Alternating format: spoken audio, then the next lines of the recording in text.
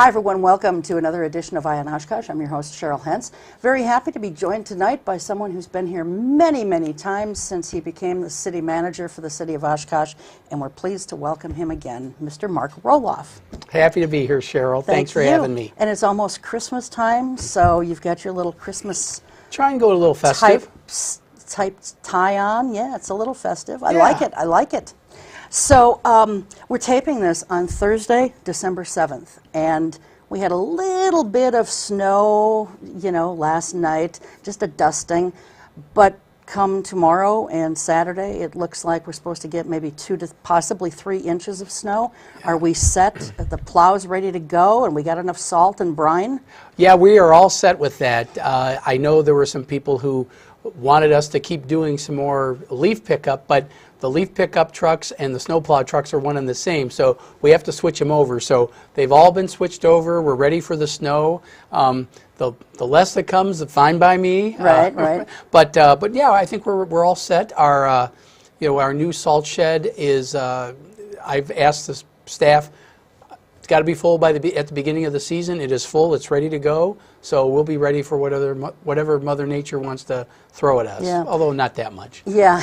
Well, we've got about 4.5 months of winter here in Wisconsin. So I think we're going to get our fair share. So the salt shed, is that cone-shaped thing over by the city garage on Witzel? Yes, it is. And that I can't remember the exact tonnage, but that will last us for probably about half the season. And so we'll get another fill up in January depending on what our needs are. But we plan for that. But I always like to have it ready in full at the end of the season so that when the new season comes, we don't have to wait for a delivery. We're ready to go. And that's what we've been doing since we opened up the garage. Okay, sure. So leaf pickup, you said, is now done because the trucks they have a dual function.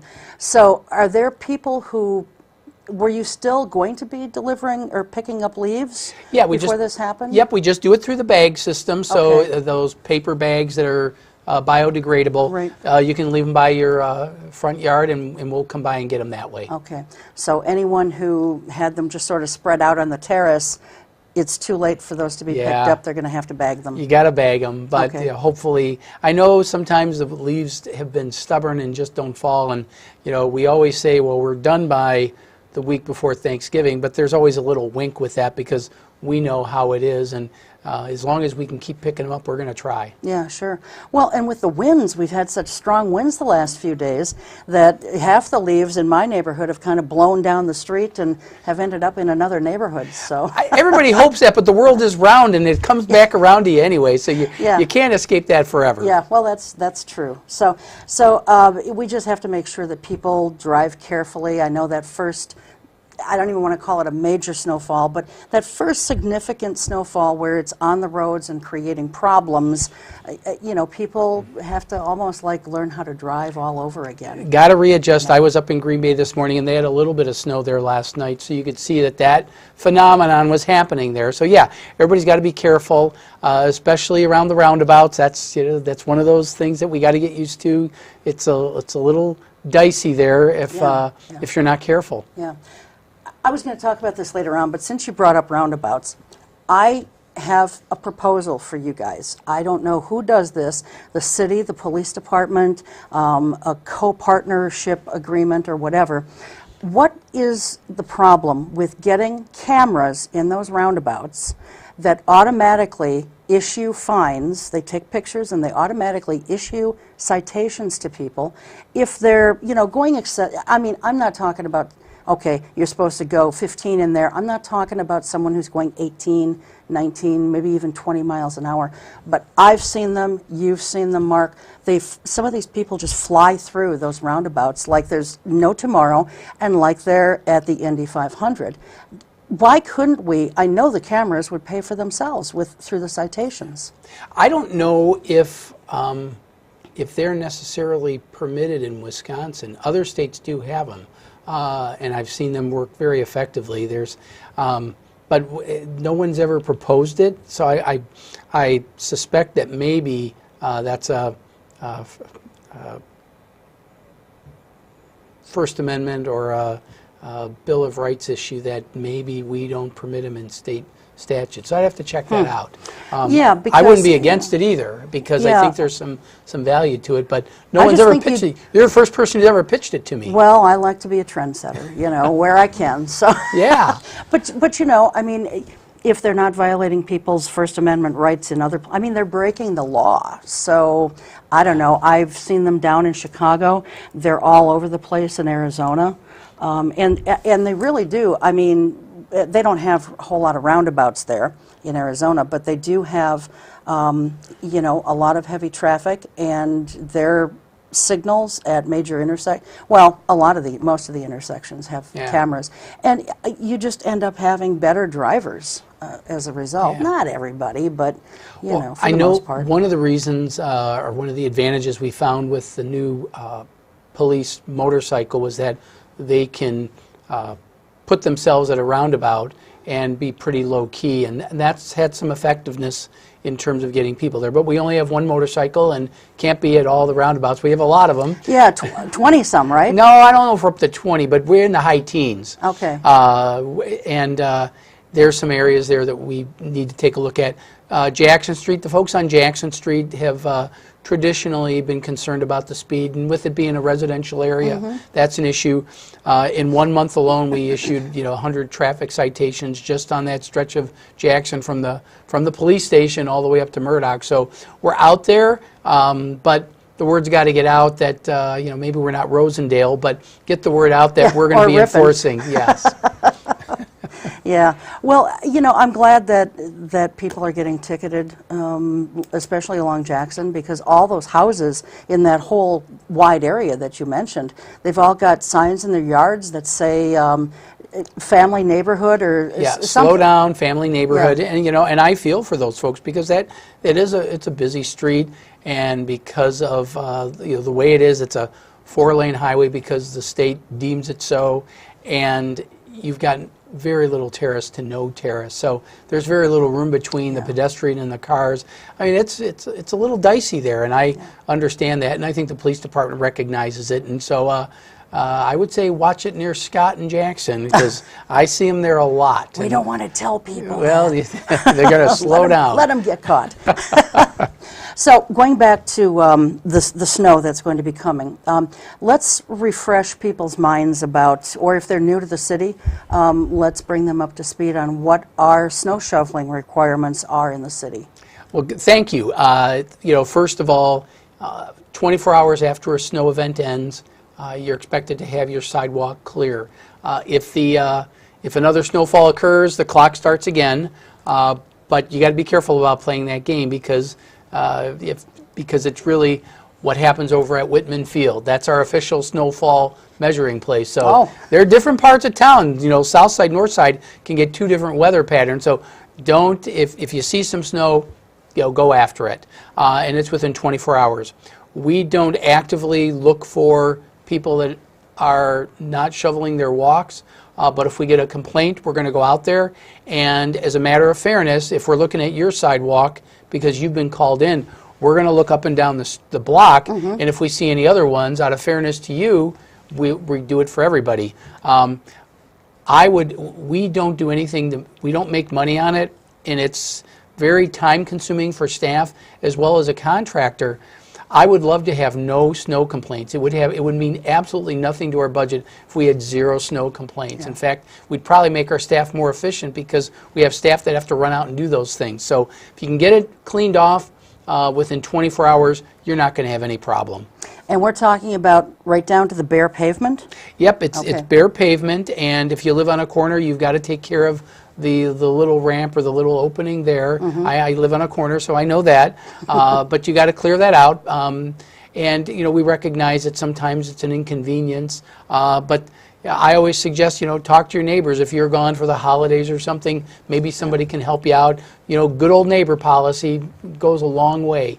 So hopefully, and it really is to take care of people who use the sidewalks to get back and forth. There are a lot of people who, whether it's for recreation purposes or going to work or school, that they need those sidewalks cleared because that's their mode of transportation. Sure. I know some people don't think that way because I just drive, I don't need to worry about that, but it's really a matter of all of us pitching in together to get it done. Well, sure. And for postal workers, getting down the street and up your driveway, if you've got a mailbox that's, attached to your house. I get disabled residents who call and I'm just trying to make it to the bus, or I'm just trying to make it to the grocery store. And when those people call, they're just speaking from the heart. Yeah. And Oh, yeah. you have to be respectful of everybody.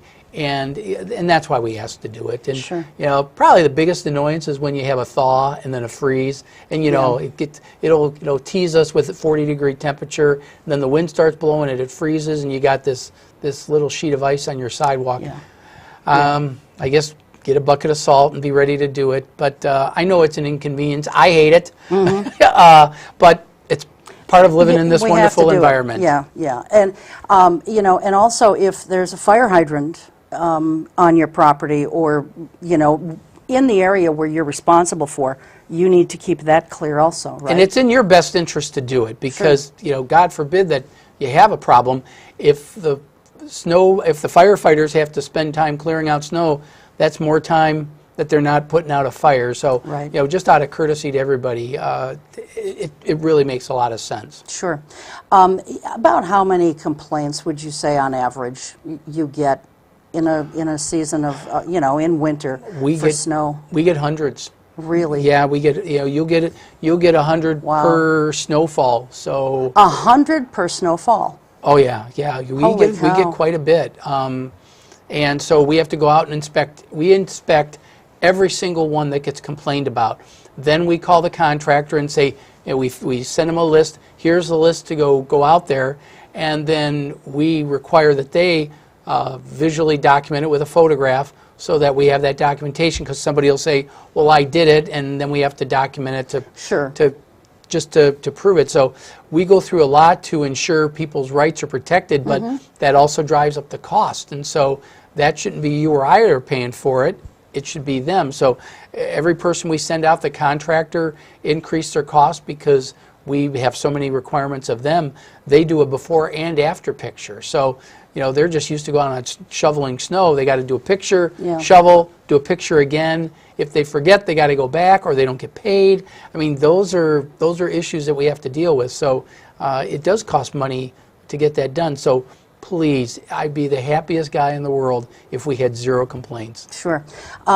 You mentioned about complaints, and you mentioned about taking pictures and so forth. The city has developed, I don't know if you guys have developed it, but you are using an app that is called See, Click, Fix. And if you've got a smartphone, this is one of the slickest little things you can imagine. It's called See, Click, Fix, and you can go to the App Store or, whatever method of purchasing apps your phone has. And so See, Click, Fix is a way that you can report things to the city without calling on the phone. You see something like an unshoveled walk, and you just whip out your phone, you pick up the app or tap, turn it on, you take a picture of it, it hones in what the address is, and then it goes right to the appropriate department. I think you have to enter the department that you want it to go to. But we have a drop down. And you can do it anonymously, Drop too. down for snow, we know where to send it. Okay. If you know it's snow, the app knows where to send it to. Okay. So those are things. I pulled it out because at the App Store, it's called Connect Oshkosh. You can do See, Click, Fix Oshkosh, but we call it Connect Oshkosh. Okay, Connect Oshkosh. It'll get you right there. And the app's wonderful. I was walking down Main Street during Farmers Market, and somebody said, "Hey, Mark, there's this problem." I said, "Okay," boom, click. So yeah, they don't like the guys don't like hearing it from me, but it's like, oh, Mark's calling them in too. So it's like, everybody can call them in. Yeah. And it is a good app. I'm glad you mentioned that. And you can do it anonymously. You don't have to give your name or, your phone number or your address or anything. You can be totally anonymous with it. We do ask people to put the address down, even though it grabs Not the their geo. address, though. Not Right, the not their address of the offense. Where the problem is. I mean, it's a pothole, it's just anything. And in this case, when it was downtown, it was one of our tree grates had a little hole in it. So thanks for letting us know. We took care of it, and we're happy to do it. So it's another set of eyes and ears as far as I'm concerned, and the more eyes and ears that are out there, the better we can do it. So yeah, you can do it with a snow complaint, a weed complaint when it's summertime. Poop that's not picked up from somebody's dog. I don't know if poop is in the drop down, but I'm sure we can take care of it. It may not be in the drop down, but if it's on the sidewalk or on the lawn and it's not being picked up, or you've got a dog that's loose, you can do it on C-Click Fix or Connect Oshkosh. Yeah, there's a lot of applications for it. In fact, it's a great app. We've gotten a little high-tech with our council meetings as well, and if you want to speak to the council, you can pre-register before the meeting even starts by using C-Click Fix as well. You just say you want to speak to the council, and it'll automatically show up on the tablet that the clerk has, and they'll call your name. So, and you can do it from 2 days before the council meeting. I want to talk to council on Tuesday, enter it. So we're finding a lot of applications for it, and a little bit of technology. It's a little fun. Yeah, well, you know, new apps or useful apps, they're fun. You know? But speaking of things about complaints, I've been talking with someone here at the city about this, but I wanted to bring it to your attention too, because I think they're trying to resolve the issue, but it's not quite there yet. The lights on the Oshkosh Avenue or Congress Avenue Bridge, the colored lights are beautiful, they really are, but as you're coming down, as you're heading west, you know what I'm talking about. Say it, please. For folks watching, if you live in the city, coming down Oshkosh Avenue, approaching the Oshkosh Avenue or Congress Avenue Bridge, so you'd be heading west on Oshkosh Avenue. Those bridge lights, the colored lights, they just shine right in your eyes. Yep. Really brightly. And I know they're trying to adjust that. But what's the status on that? We're working on getting some blinders that will block that, because that same problem existed eastbound, but we got to it before the weather got too bad, and it was easier to do it on that side. But we haven't been able to do the westbound yet. But yeah, it was suddenly, it's like, what's that, purple light coming? And it's like, that doesn't fall in any of the colors of the traffic signals or anything. So Dan Koosman, Scooter, that's who I've been talking to. Scooter's a guy out there 24/7 practically that will take care of traffic signals and street lights. So he's up to the challenge, and we're going to get it taken care of. But yeah, it is a bit of an annoyance as you're heading west on Oshkosh Ave. It's blinding. So okay, let's talk about tax bills, because like I mentioned, we're talking on the 7th of December. I half expected you, because tomorrow the tax bills are going out in the mail. Yes, they are. So by the weekend or by Monday or Tuesday of next week, you should have yours. I half expected you to hand deliver mine to me. I probably should have, but well, that would have just upset me that much more. Yeah, I guess that is. It's certain things you don't want to deliver face to face. I'd like to put it off as long as I can. I'm waiting for one from another municipality too, and so yeah, we're trying to hold off on that as long as we can. But we know it's coming; it's inevitable. So, people may have seen in the newspaper or heard on the radio what the tax bills are going to be like this year. It's gone up a little bit, correct? Yeah, it has. Yeah, Tell us about it. The levy is going up 4.3%. The council, after they got the proposed budget, they had asked for some cuts, and we gave them some possible cuts, but they also discussed with departments some other departmental needs, and actually they increased in 3 areas. One is in police, and then another one's fire, and they added 2 positions in fire, and the third area was in human resources, and it's really to help with recruitment. We're losing so many people due to retirements and whatnot, and we also have to recognize we have to do a better job at recruiting, and including attracting minority candidates and whatnot. So we're adding somebody to help with recruitment, our affirmative action reporting and things like that. But we do need to do a better job of attracting a broader, more talented workforce, and so that's part of that goal. What's that job going to be called? It's just going to be called an HR generalist, but it's going to be designated as a person that's going to be working on our affirmative action program. And we've been a little lax in that, to be quite honest with you. We're compliant, but just meeting the minimum requirements isn't always enough. So I know for the last, probably 2 years, maybe not quite that long, but it seems like 2 years, we've been talking about a diversity coordinator position. So this isn't quite that far reaching, but it's sort of along those lines, is it? I think it is, and I think it addresses some of the issues in terms of recruitment, but I think recruitment's also going to lead to how do we attract a more talented workforce, and it's not just putting ads in the paper anymore. That's the old way to do it, Yeah. but to attract good, talented people, it's reaching out to populations that maybe haven't considered Oshkosh in the first place. And it's something that we need to do. I've talked to businesses, they recognize the same thing. So I think they see some value if we can do a good job of attracting people and making Oshkosh presented as a progressive community that people want to move to. Sure. Well, we would be remiss if we didn't talk about Oshkosh Corp. We would be remiss. Since we're talking about Oshkosh. Let's talk about Oshkosh Corp. There was a lot of emotion. It was a huge controversy. And I have to be honest, I was one of those people sitting on the fence, you know, because I just, Oshkosh Corp, when it was Oshkosh Truck still, I've got family members, 3 generations of family members who, you know, have worked at that corporation, and it's been good to them. And yet, on the other hand, I saw the emotion about the golf course itself and losing it, and I wasn't real happy that they didn't come, as a corporation, come to the city first and say, hey, you know, we're looking at building a corporate structure. Where could we go in the city? So that bothered me a little bit as a citizen and as a taxpayer. But, you know, you guys came together, and they are buying approximately 1/3 of the golf course. Yeah. Roughly 1/3. Yep. And do we know yet? There's so many things that still have to be worked out with regard to this. Yes. I mean, you're just in the beginning stages now that they've agreed to stay.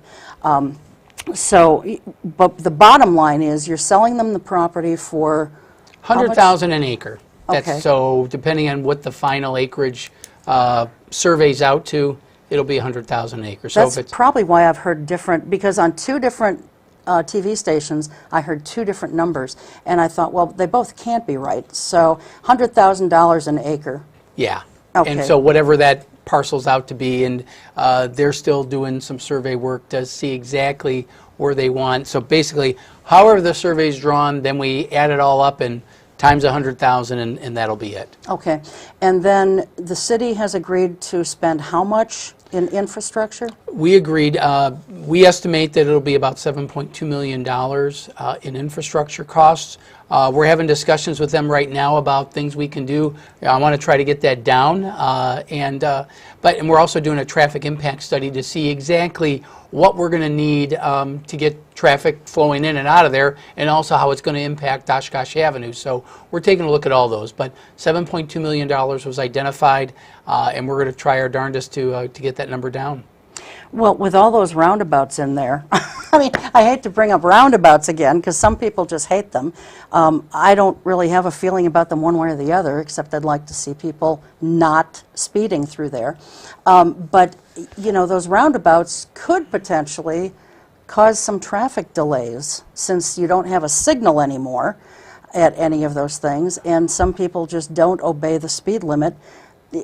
I mean, it potentially could cause some traffic bogs there. Generally, roundabouts keep the traffic flowing so that you don't have extended delays They're there. supposed to, but I've seen where they haven't worked so well.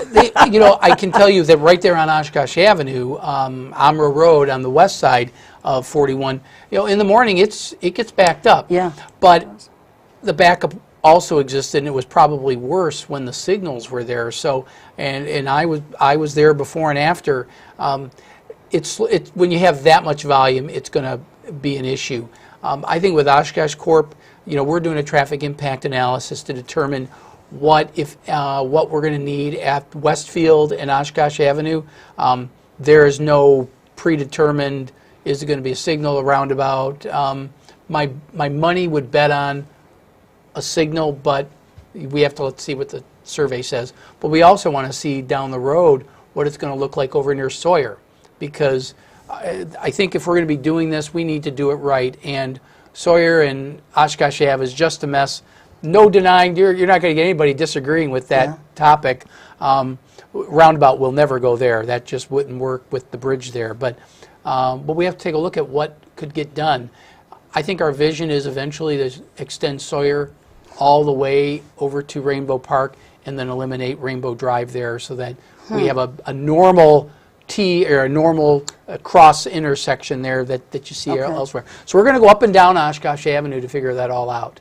And we think that that's the right thing. And a possible roundabout, I mean, nothing's concrete, no pun intended, but a possible roundabout at Westfield and Oshkosh Avenue? Well, they're going to look at that and evaluate it. My money is bet on it's going to still be a signal when all's said and done.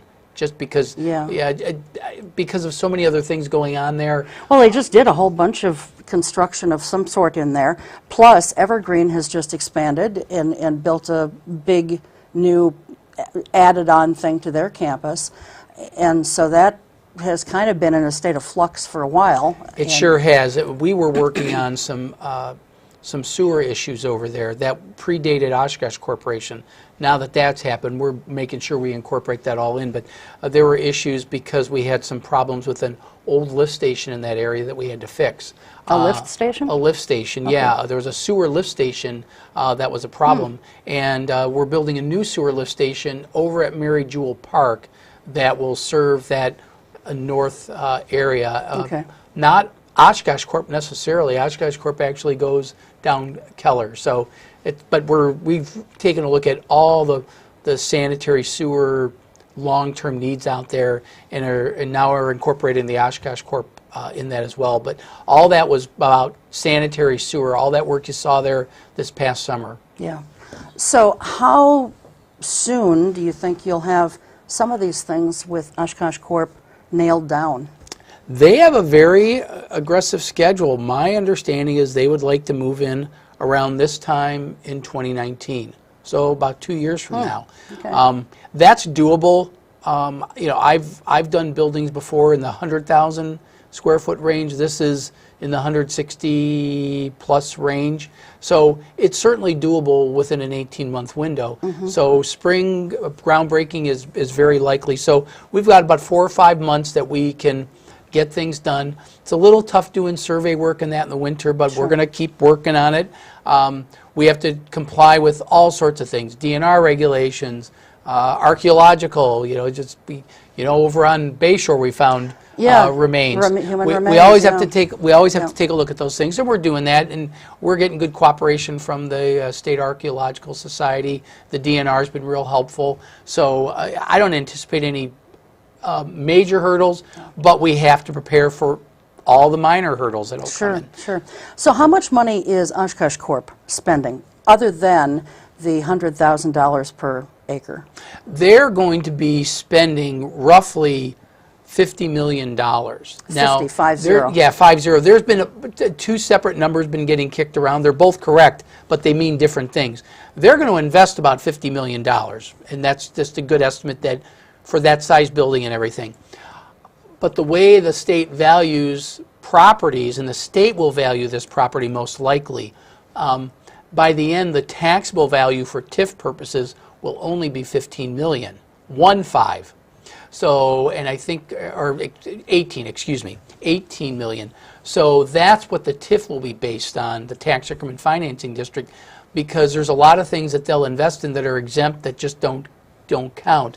Equipment, new computers, all that stuff, that doesn't get taxed by the local tax. So they'll get about $18 million in value they expect.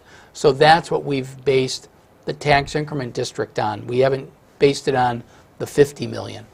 And the TIF is a pay-as-you-go TIF, not the traditional TIF like the city did for so many years, correct? Correct. When the city did those, we had to front the money, and so we had to borrow for it. We assumed all the risk. What this happens is they will get a payment made to them after they've paid their taxes, and it won't exceed what is in the taxes. The taxes will essentially be used to pay it for about 20 years or so. Yeah. You know, I think I was probably one of the first people, I'm going to pat myself on the back here, one of the first people in this city who mentioned pay-as-you-go TIFs, because as a reporter I was covering other municipalities and they were all using these pay-as-you-go TIFs, and I'm like, what is that, you know? And so I started looking into it a little bit more. And so when I was running for city council in 2005, I'm like, if we're going to keep doing TIFs, they need to be pay-as-you-go TIFs. And then I think I maybe explained what they were. I don't know. They People were probably scratching their heads. And now we talk about it like it's yeah. you know, it's just normal business. Yeah. But it's still a relatively new phenomenon. Some states had been doing it before Wisconsin. Wisconsin just started to do it. Even when you were talking about it, they didn't get picked up all that much in Wisconsin. Well, maybe in the last 10 years, maybe. But we were still one of the first ones to finally do it. But it lowers our risk, and that's the biggest part of it. That's and the I think benefit of it. And the businesses, I think, understand that. Look, we can't be fronting that money all the time, and we're happy to help. But it's got to make sense it's got to achieve an objective. Sure. And then it's got to pay for itself. Sure. You know, talking about such huge dollar volumes, and you know, we're about to undertake a lot of infrastructure out there for Oshkosh Corp. When estimates are given as to how much money something is going to cost, you know, I think we all kind of think in our heads, okay, this is what it's going to cost. Maybe be a little bit off to the good or the bad, but pretty close to that. And yet we've kind of been surprised in the last year or so with two different things in Oshkosh. One, I think, was down where the new Herd Arena is, and I can't remember where the other one was, but both these things were very significantly, I thought, underestimated. How does that happen? Because I don't know, it's just construction overruns. So how does that happen, Mark, and how can we be assured that something that serious isn't going to happen here? Because that's not good news for city or the taxpayers. Yeah, well, one of the things you need to understand is that when we're doing these projects, there's a scope of work that's defined at the beginning. And with respect to the arena, there was a public infrastructure, and I think a lot of people were pointing to the cost of the arena itself. The infrastructure itself was based on certain assumptions we made going in. But our engineers also had very little time to put these together. And time was the most important factor we had. And so when we were going through, we said, do this scope of work. But as we went through it, they said, look, we think it'd be better if we did this and this and this. So we looked at that and said, that makes more sense. So we increased the scope of the project because we felt it was better in the long-term interests of the city in the area. And so some people want to refer to that as a cost overrun. To me, it's making a smart decision because if you buy a house for a family, and don't talk to me about buying houses, Mark. Yeah, I know. I shouldn't have gone there. That's why we had a private little thing that we've talked about before. Nothing with the city. No, nothing with the city. But you know, let's say a couple with 2 kids is going to look for a house, and then the spouse goes to the doctor and said, "Well, you're pregnant and you're going to have triplets." The house is going to change. Do you call that a cost overrun? I don't think so. And it's not. The scope changed so much. Yeah. And I think we did some good things out there that in the long run are going to benefit. Soil conditions are based on, you do test drillings to see where they're going. It was winter. We couldn't do test drillings. So we said, well, we're going to base it on last year's costs. Well, the last year's costs didn't include test drillings or didn't include having the problems that we encountered. And we encountered a lot of issues out there. And that's what drove up the cost of that. But the reality is the TIF district, because it's a pay-as-you-go, is paying for all of that. I think the other one where you talked about some cost overruns were twofold. One was the cost to remove the concrete structure from the old Buckstaff property. And again, yeah. I think the newspaper misreported it, and I think the newspaper didn't do justice. we had put an estimate together for concrete to get removed in August. That was our number. And if we had waited until August, we could have gotten it done for that price. But we were doing it in the winter. And now instead of saying, you've got from August to January to get it done, you've got January to get it done. We didn't change the stop date, but we delayed the start date and gave people like 1 or 2 months. So everything that was associated with that project was all about time. And the fact that we only opened the Menominee Nation Arena 2 weeks later than we were needing to is nothing short of a miracle. Right. And so to make things happen, we cut corners to make the time work. We knew there were risks associated with that, and to put together another set of estimates would have taken more time. Time was of the essence, and I understand how people can look at that. And then meanwhile, the third one was the arena itself. Well, Greg Pierce and his group, and I consider Greg one of my heroes now, with everything that he's done, he had a very modest arena. I'm going to do a $4 million arena. They did one of these in Santa Cruz, California, and we're going to do it that way. And then he said, yeah, but from a business standpoint, it'd be better to do this and this and this and this. And suddenly it became a $20 million arena. Not because of cost overruns, but because we want this thing to be bigger and better. He's got restaurants in there. They weren't originally intended. He has all these great areas that will help add to their bottom line. So it ran into money. There's that really cool looking board in the front, the lighted electronic sign. I can tell you that wasn't in the original drawings. So all those things made it a $20 million project. I respect Greg's acumen as a business person to say, you got to spend money to make money. And if he thinks $20 million arena is going to be a better business proposition than a $4 million arena, then I'm going to respect his opinion on that. But from our standpoint, it now became a $20 million TIF. So the value of the TIF and the tax increment was much greater. Sure. It's still a pay-as-you-go, and that's why your advocacy for pay-as-you-go TIFs makes so much sense, because they're only getting what they generate and nothing more. Right, so right. Those are the three areas, and I'm happy to talk about them because Sure. I think the story needs to get told that we dreamt and then we dreamt bigger, and once we started dreaming bigger, it got a little more pricey. Sure. But it's still a good thing to do. Yeah. Just real briefly, explain to people Greg Pierce's role in this, because I mean he's a numbers guy, he's an investment guy with Windward Wealth Strategies. What's his role in the arena? Greg's group owns the arena. Okay. It's privately owned, and they lease it to the Bucks, and they have a 7-year agreement with the Bucks, and hopefully they'll extend it for more than that, but that's the basic package that they do. Okay. So Greg, and I think Greg may have a part ownership in the herd. That I'm not privy to because that wasn't part of any public Right, yeah, document. yeah. So they essentially lease it and then operate the arena for other purposes. So the Bucks are their biggest tenant for their G League team, but they're now doing concerts, and they have other events planned, and that's what they'll be Sure. be booking as time goes That's what forward. it's all about. All right. Well, we're down to about 17 or 18 minutes. I don't know where this time always goes when you come here, honestly. We just start talking. I know. But we've covered a lot of things. I want to touch on the new water tower that's up. It looks like it's probably in the process of being painted. I haven't looked at it in the last couple of weeks, but at that time it looked like it was in the process of being painted.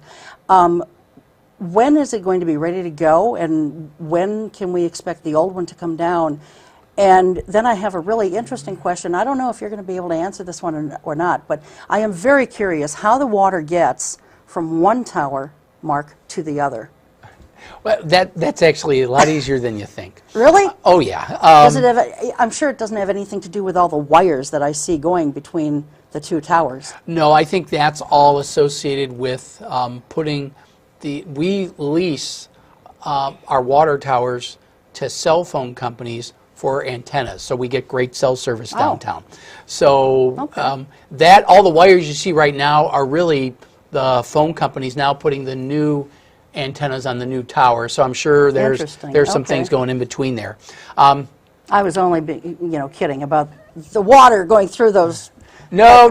But it is an interesting thing. So how do they do it? Yeah, well, essentially what they'll do is they'll close the pipe that pushes the water into the water tower. We have to pump that water up into the tower.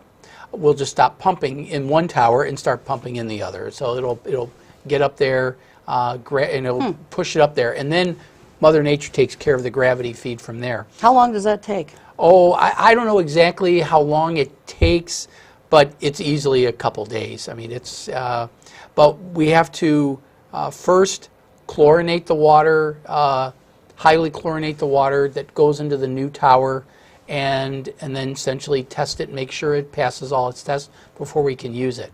And so we're in the process of finalizing all the painting. We had to paint it inside. And a little known fact, this is why the show takes long, because I give you extra information. I get more intel. The metal has to be at least 55 degrees. So they've been heating the inside of the water tower so the exterior is 55 degrees so they get painted on the outside. So you have to paint the outside before you can paint the inside. So now that the outside has been painted, now they're working on the inside. So and now it's heated and everything. And so that's getting taken care of. Meanwhile, they're working on the antennas. By the end of the year, the water tower should be up and operational. The old one we'll no longer use. We'll start, draining that, get it back into the system, and then come spring, then we'll tear it down. Okay. All right. Wow, that was an easy explanation. Here, I thought that was going to be probably the toughest question you would have to field tonight. Well, this is actually the third water tower I've done in my career, so I'm is that right? Yeah, so you get used to them. So I wasn't able to stump you. No, not that one. Yeah. Doggone it. Okay, vacant property by the former sites of Walmart and JCPenney. So many people, say, why can't we get something in that area? But it has to do with an airport overlay. Explain to people briefly what an airport overlay is and why it's preventing things from going in there. An airport overlay zone is designed to protect property uses as well as pilots. If there's a danger of early landing, because they've Mayday type of situation, they don't want certain types of building uses in that zone because that could result in a concentration of people. One of those concentrations is a restaurant. So you have to stay out of the airport overlay zone. Another one is a hotel. Now, there's like the Hilton Garden Inn right next to the airport, but it's not in the flight path. The area over there by Aviation Plaza is in a flight path. And so only the very far north part of that property where the Walmart used to be, the building footprint of the Walmart, that's the only thing that can be used for anything of public congregation. That includes things like restaurants and hotels. Daycare centers aren't permitted in there because it's a concentration of people. You can have don't ask me why a grocery store or department store isn't treated like that, but they aren't. That's not deemed a public congregation. So, I mean, are we actively as a city looking to try to get some business that's permitted in there? Or would it be possible, since it's part of the airport overlay, would the county be willing to buy it for part of the airport? I would still like it to be some type of commercial type of use. And we've entertained different people inquiring into it. A couple years ago, the Plan Commission and the Council approved a Sam's Club there. And ultimately, Sam's Club decided not to do it. I have different theories, but they just chose not to do it. But we had gotten down to signage and everything. The Plan Commission had approved the whole thing. But for whatever reason, the market being what it is, they just didn't do it. There was new change in management at Walmart Corporation, so the Sam's Club went away. There is somebody who owns the property. That person has ties to the Mine Shaft restaurant down in Hartford. Oh, sure. But they can't be in anything but the far northern end. So the rest of it, Commercial properties are a little tougher. Restaurants do okay, but retail these days with your Amazons and eBays and all that don't do as well. And I think that was one of the reasons that the JCPenney went away. So it's a weird fit, and unless the airport were to change their overlay requirements, you can't put a restaurant in any of that area, and that's usually the first thing that people think of. Think of all the restaurants people want in town. Yeah. KFC, Panda Express. I'd love all of them, but we can't put them there. And it would, restaurants like that would be perfect. They're right across the street. Yeah. Why can't they be there? Yeah. Well, maybe, get something in the old Walmart area and then maybe sell the rest to the airport and let them do with it what they want. Well, you've got a store like Rogan's that can work there, but it's kind of an orphan out there right now, and we need to find... It looks sad and lonely. Yeah, but I go there and everything. That's where I go get my kids' shoes, but... and I think Rogan's does well because Rogan's does well. But look at all the other ones that we've lost there. So I don't know if the county is necessarily interested in that, but we have to find the right uses in that area, and restaurants aren't going to be one of them. Right. Meanwhile, we do have U-Haul going into the old Kmart area. Yeah, and I think that might be a good use. The Plan Commission had approved another use there that was going to do something similar to what U-Haul was doing, but then they were also going to move some retail right up to the front to be consistent with everything else on Keller, and that didn't fall through. Ideally, it would be great if we could get that in the future, because I think it would kind of even everything out there on Keller, and then it could just kind of be tucked back there. Yeah, well, God knows we can't, I don't think anyway that we can or should be jamming any more in to that area of the frontage road and 9th Avenue. My God, you drive down there and it's an accident waiting to happen. There's so much traffic, there's so much congestion of people, cars, and businesses. I mean, we've got another one or two that are kind of going in there. That's great that they're coming to town, but how much more can you jam in that area? It's pretty jammed. Yeah, you're right. And at some point, it becomes unsafe. I think some of those. The businesses that have more 8 to 5 clients, I think help temper that a little bit, because the restaurants and those retail establishments, they are busy, 7 a.m. to 10 p.m. Yep. Gosh, we got through about a 30-year list. I guess I better come back. Well, and I've got another page. So, I'm set for the next 10 years, I think, Cheryl. Well, yeah. Let's talk about the student housing down along, where is it? Where the old Lamico? On Marion Road? Yes. Yeah. Where the old Lamico plant used to be. The old crutch making factory. I had a friend whose husband worked down there for years. So tell us about that. What's happening down there?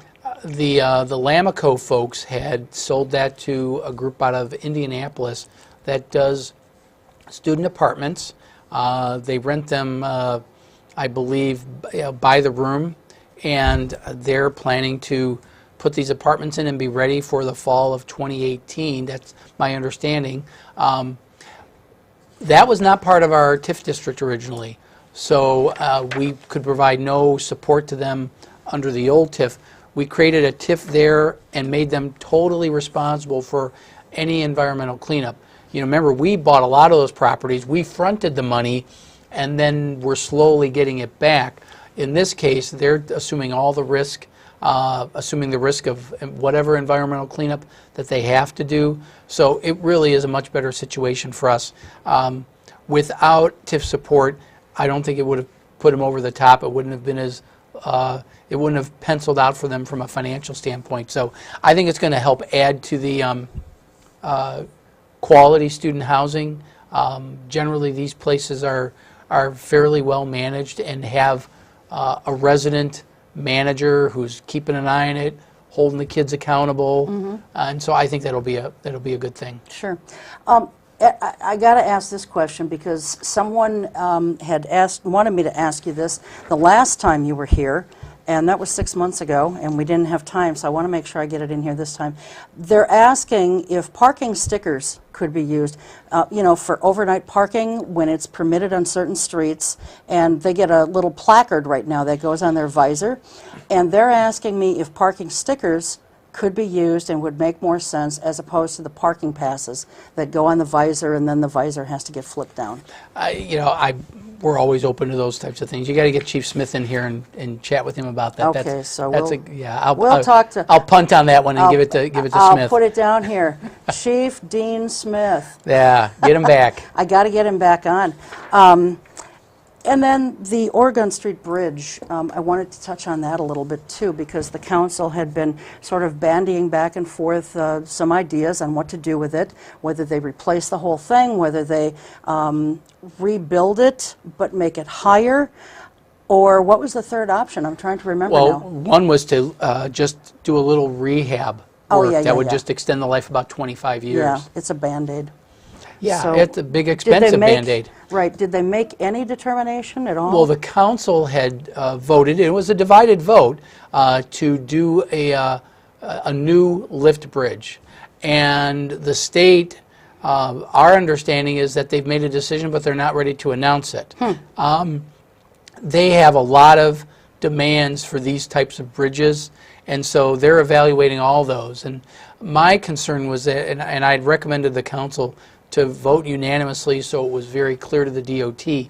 Because we didn't do a unanimous vote, we're probably on the bubble in terms of where they want to go, because they know it's not a real hard and fast decision that the council made.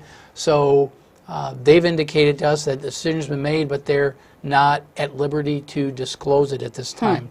So we're waiting. Now, it's not supposed to take place until 2022, so we're 4.5 years before we do it anyway. Well, for what it's worth, I just think that, and maybe we did talk about this last time that you were here, I'm not sure, but it makes total sense to me to just make it a higher bridge where you don't have the mechanics involved of a drawbridge. You know, if you've just got a bridge that goes up higher and arcs over, you know, you don't have anything involved from an expense other than concrete and whatever else. I was very torn on which one to recommend, and part of the reason I know we did talk about it, because I complained the last time about the state, when they build new bridges, now they're turning over to the local units of government. And what I really resent is that they're turning these over when we all know that they have a statewide benefit. Because when 41 is closed because of something, Jackson Street becomes awfully busy, and it's people using that as an alternate. Highway 41. The lift bridge will require us to now pay for the bridge tenders. So I don't want to incur that cost. That cost is about $160,000 annually. I thought they were using cameras, though, at a lot of these bridges in lieu of bridge tenders being at each single bridge. I think eventually that's the way they want to go, but we've got so many bridges that the county is paying $160,000 a year, and that's going to get dumped on us, and this that to me is unfair. Yeah, so I was leaning towards the full span bridge. The council went very divided on the lift bridge. I have a feeling because the rehab bridge is less expensive, and they're going to have so many demands for so many bridges. My gut feeling is that they're just going to do a rehab on us. Now, the advantage for us is that they won't dump the maintenance on us, because it's only dumped on us when they do a full new bridge. And I would like to get that law changed. I think it's irresponsible for the state to decentralize bridge maintenance. Bridge maintenance is too important. Think of all the tragedies that we've seen. Think of what happened over in the Twin Cities. I don't want to see that happen. And I think if local units of government, you have people, I have great people, but I don't have any bridge people.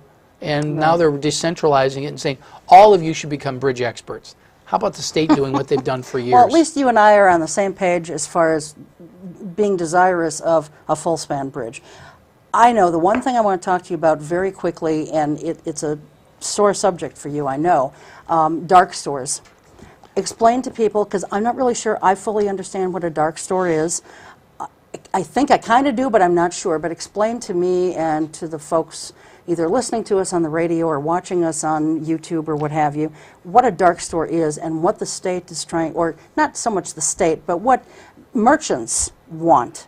It's really more about big box retailers, and they've been making the argument that their properties are overvalued because they're uniquely built for them, and it shouldn't be based on the price that they paid for it. Now, you and I, we trade properties, and when we exchange properties, there's a market value, and that becomes the basis for the property tax you pay. They don't want to be living to that standard. So the big box retailers don't have this advantage, and they've taken it to court. They've hired high-priced attorneys to fight throughout the country. This isn't just a Wisconsin thing, but Wisconsin was the latest battleground. Michigan and Ohio, or excuse me, Michigan and Indiana have both changed their laws to say, look, you can't value properties like that. You got to value it based on the price you pay for it. Get back to common sense. The dark store is an offshoot of that. We kind of lump it under dark store. There are businesses, and I'm just going to cite one. Lowe's says that we should be valuing their property based on the Kmart property across the street.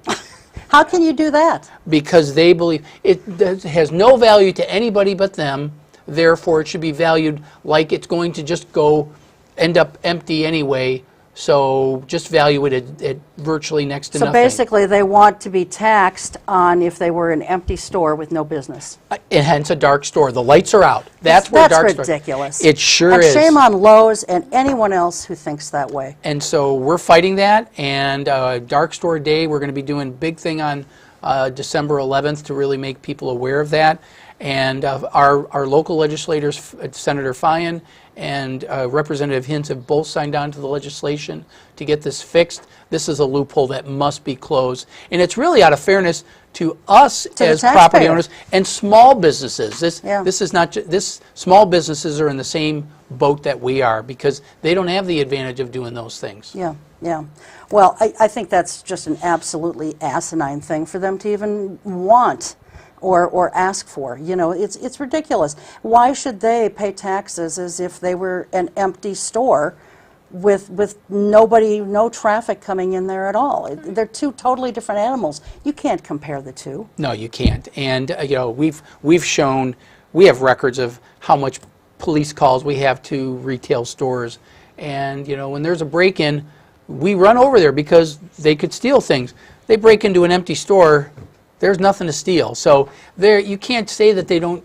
They use a much greater level of service. It's all about fairness. Of course. And if they would just use the money that they're spending on these high-priced lawyers to pay the money that they should be paying in taxes, there wouldn't be an issue. Yeah. So we're out of time, Mark, but we covered a lot of the important things, I think. Well, good. I'm glad. Thank you for being here. It's always fun. Of course, and we're just a couple weeks away from Christmas, so I'll wish you a Merry Christmas and a Happy New Year, and I do love the tie. Well, thank you. So Merry Christmas to you, too. Thanks. Thanks to the crew and also to you at home for watching. We will see you next time. Until then, take good care. Keep your eye on us. We've got our eye on Oshkosh.